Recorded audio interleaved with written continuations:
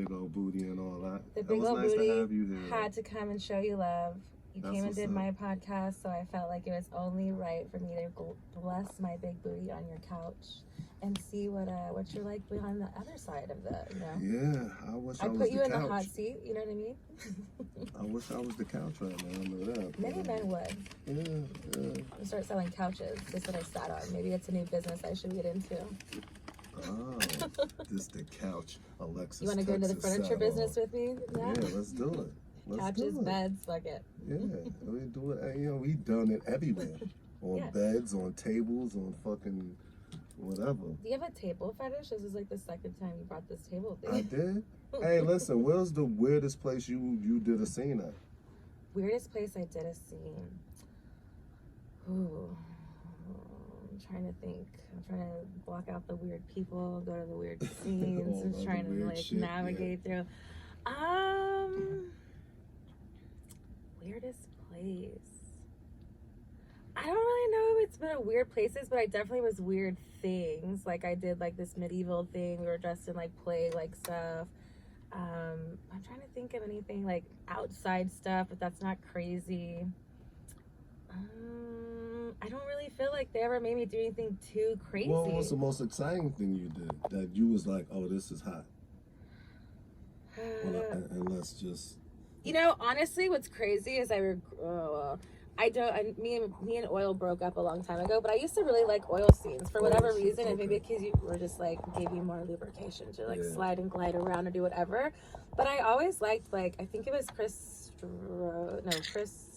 I don't remember right now, whatever, but he did oil overload movies, and was it Chris Streams? I think it was Chris Streams. There's a lot of Chris's. That's the only Chris I know, personally. But he did the oil overloads, and I really liked those movies, like those series. And then Butt Woman for me was always great.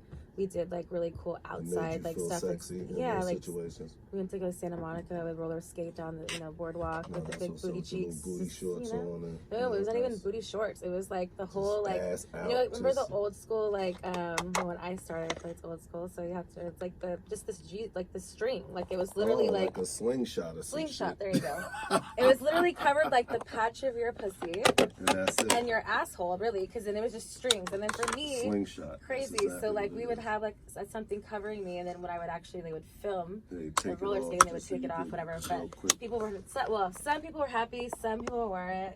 Well, the public probably was like, yo, what the fuck is happening? If somebody had their kids out there, technically, some shit. I mean, I'm not naked, and I'm just like Miami, and nothing was showing that was not nothing should be bad. used to that in Miami. So just like the whole free the nipple thing, which I did in New York City, and walked to Times Square with Nikki Benz. Why shouldn't I be? My tits were in, mind you, but I'm just saying, why shouldn't you be free to just express yourself? We weren't doing anything sexually. We were just. No, you're right. And how is she? She cool? She's good. Yeah, really good. I fucked with her. She cool. She good peoples. What did you dislike about going to work? Because people don't understand. This shit is a job. I mean, it could be fun, but at the end of the day, it's a job, and sometimes you really see it as a job. So explain one of those job days, like, oh shit, this is a fucking job. And I know, Potty, the first thing is, I don't fuck with this motherfucker I'm working with, but I'm doing it, and it's whatever. See, I kind of had those moments early on, but then I was really like advocate about my voice of like I knew who I wanted to work with and what that looked like chemistry like wise, because that matters too, and if I'm not gonna fuck somebody, it's clearly gonna tell. I'm a passionate person, and I very give it at all, so that kind of whenever. So name one of the earlier times where you had to, because you wasn't quite yet Alexis Taxes. So you gotta go far back. I think we lightly touched on it before, but it was one of those things when it was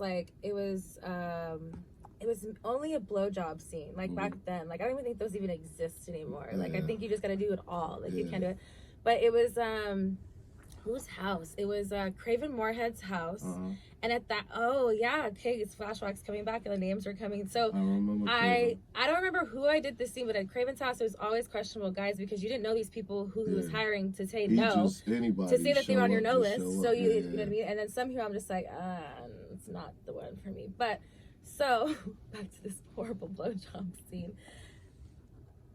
at the time, I had never been with anyone who was older. Like I started when I was 21. So the guy was like, he comes and he looks like this old, like motorcycle looking man. He has like 30s fucking or 40s.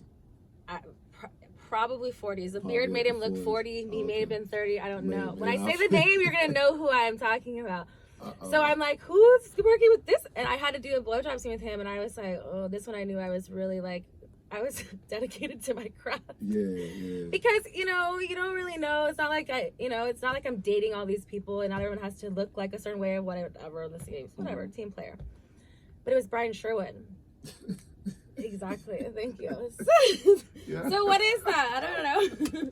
But I forgot that for like a long time because I think I mentally blocked that out of my head. But yeah, that happened. And then he later went to like prison for like some like hit and run something like crazy, and I was like, oh, like crazy.